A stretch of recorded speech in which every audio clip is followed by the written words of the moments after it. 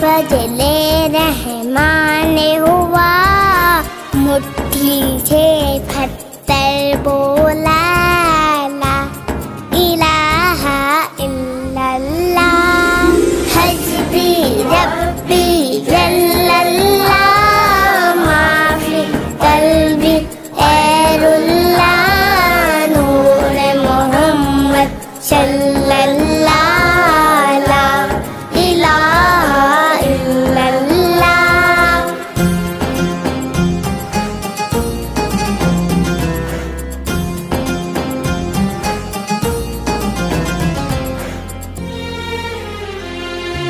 अपनी बहन से बोले उमर, ये तो बता क्या करती थी, मेरे आने से पहले क्या चुपके चुपके पढ़ती थी।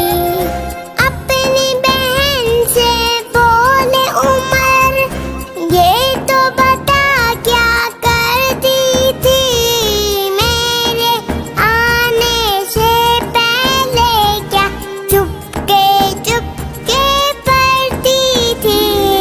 बहन ने जब कुरान पढ़ा, सुन के कलाम पाके खुदा, दिल ये उमर का बोले उठ